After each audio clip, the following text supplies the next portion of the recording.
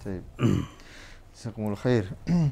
Pertanyaan berikutnya datang dari Ibu Khonsa ya. Assalamualaikum warahmatullahi wabarakatuh. Saya mau curhat. Saya ini telah banyak melakukan dosa besar. Saya pernah berselingkuh dan mendatangi orang pintar agar suami saya mau menceraikan saya. Tapi seiring waktu saya sadar saya ingin benar-benar bertaubat ya. Tapi rasa was-was selalu ada ya. Bagaimana supaya diterima ya?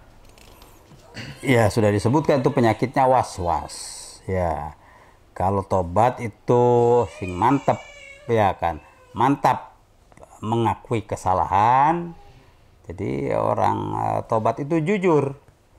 Jujur pada para pihak yang terkait. Jujur pada dirinya, jujur pada kalau istri, kalau suami, kalau siapa yang memang dirugikan, disakiti, harus jujur begitu kan.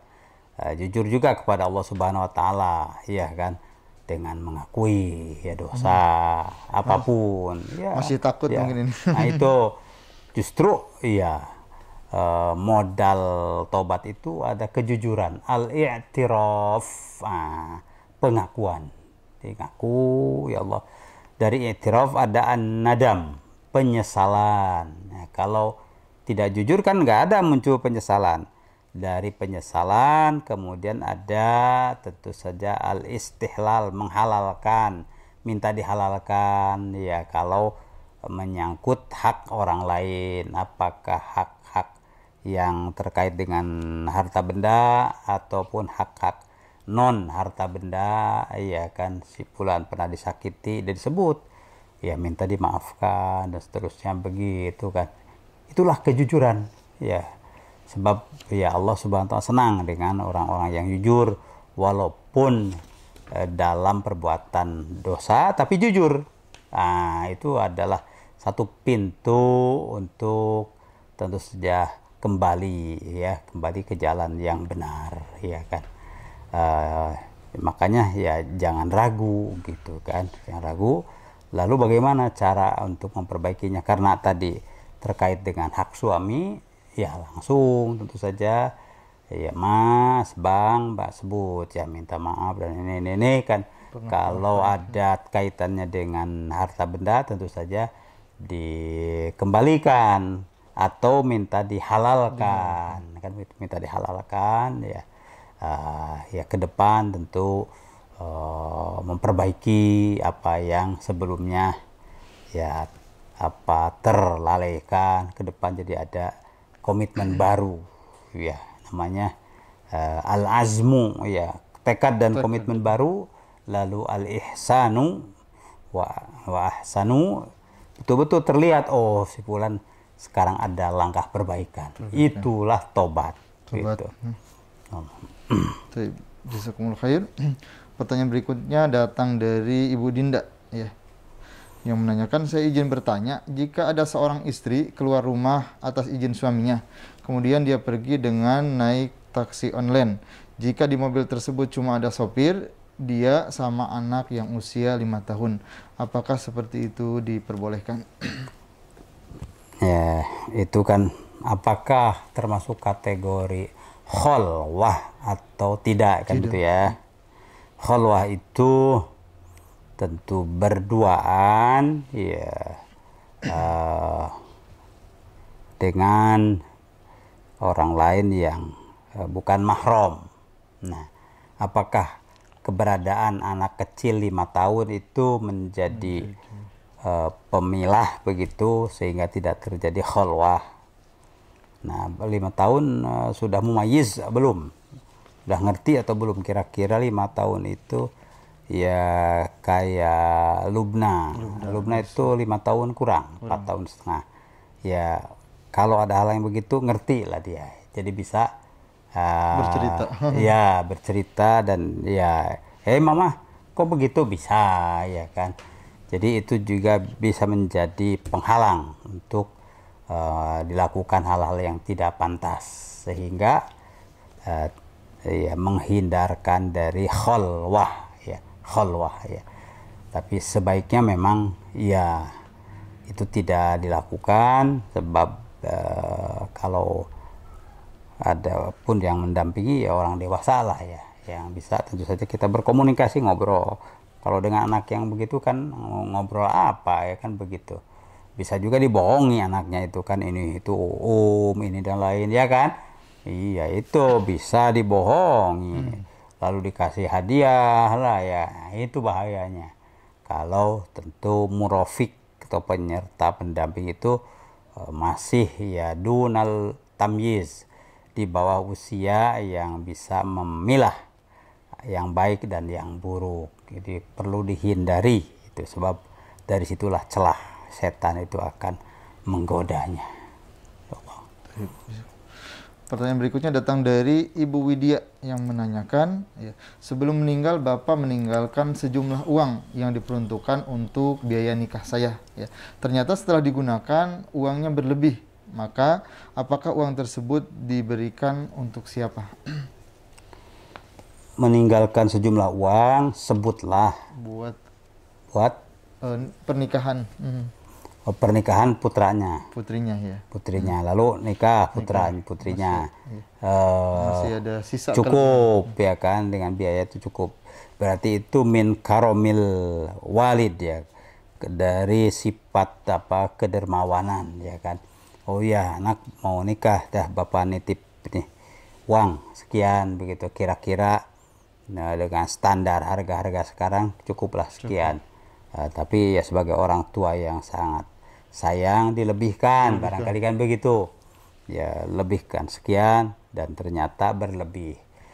Nah, sesuai dengan niatnya tentu itu hak ya putrinya itu. hak putrinya. Walaupun ada adiknya. Ya, tergantung akadnya itu ini untuk biaya nikah Biaya kamu. nikah awalnya akadnya Berarti kan al-mutazawwijah itu putri yang nikah. Lalu masih ada sisa ya kan. Boleh dia manfaatkan untuk tentu pasca nikah itu ya untuk ya apa nama biaya belajar rumah tangga ya kan. Nah itu kan apakah kalau mau dibagi dengan adiknya ya boleh, itu kan merupakan apa kedermawanan seorang kakak ya kan. Jadi itu menjadi haknya, silahkan dimanfaatkan pada saluran-saluran yang ma'ruf, yang baik.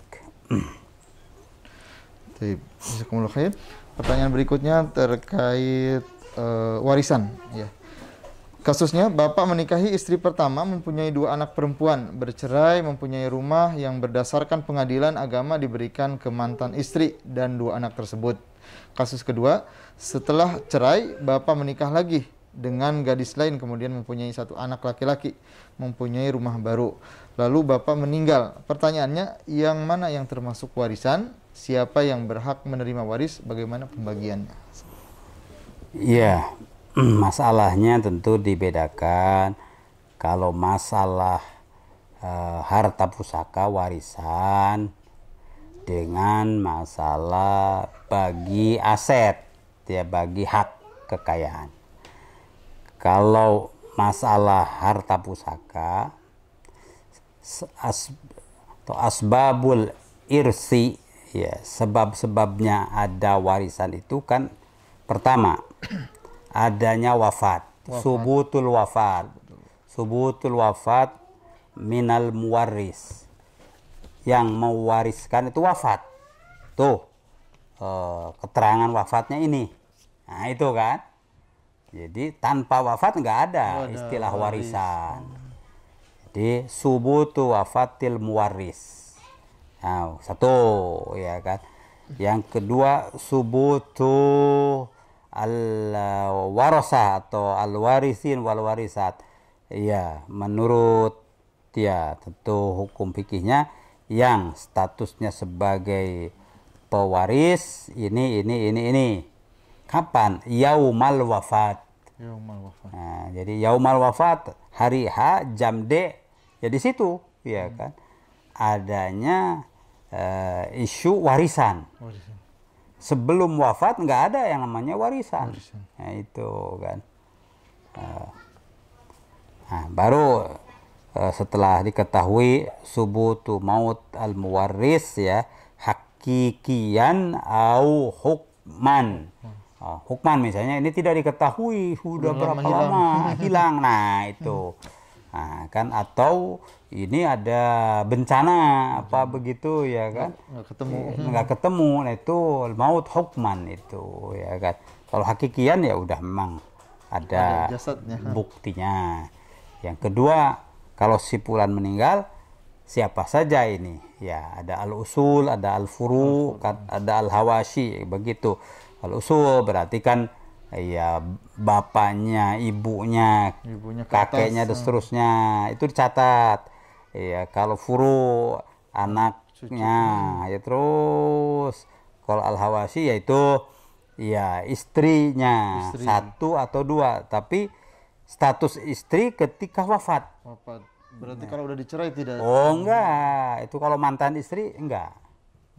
Jadi subut hak az-zaujiyah yaumal wafat. Status sebagai istri ya satu atau dua atau tiga ya kan ketika wafat. Ketika wafat itu memang istrinya lebih dari satu. Nah, dan dibuktikan dengan tentu keterangan. Nah, itu kan. Itu. Kalau tidak tiga aspek itu ada baru disebut warisan kan. Jadi yang tidak termasuk ya persyaratan itu tidak berada di dalam hukum atau apa tema warisan tadi ya kan. Jazakumullah khair. Alhamdulillah pemirsa yang berbahagia, pertanyaan-pertanyaan yang masuk telah dijawab oleh Syekhuna. Untuk itu sebelum kita mengakhiri pertemuan kita akhiri dengan doa. Allahumma salli wa sallim ala sayyidina Muhammadin tibil qulub wa dawaiha wa afiyatil abdan wa shifaiha wa nuril absar wa diaiha wa ala alihi wa sahbihi wa sallim tasliman katsira. Allahumma sallimna wal muslimin wa afina wal muslimin waqfina wa iyyahum min jami'i syarri masaibid dunya wad din. Allahumma kshif anna wa anil muslimin wadfa anna wa anhumul bala wal waba wal fahsya ma la yadfa'u wa la yakshifu ghairuka ya rabbal alamin. Allahumma sallimna wa afina wa'fu anna warhamna anta maulana fansunal qawmil kafirin. Rabbana ighfir lana wa liwalidina warhamhum kama rabbawna shighara. Rabbana atina min ladunka rahmatan wa hayyi' lana min amrina rasyada. Allahumma ahsin akibatana fil umuri kulliha wa ajirna min khizyid dunya wa adzabil akhirah.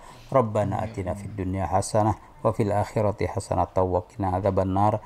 Wa sallallahu wasallam ala nabiyyina wa maulana Muhammadin wa ala alihi wa sahbihi ajmain walhamdulillahi rabbil alamin.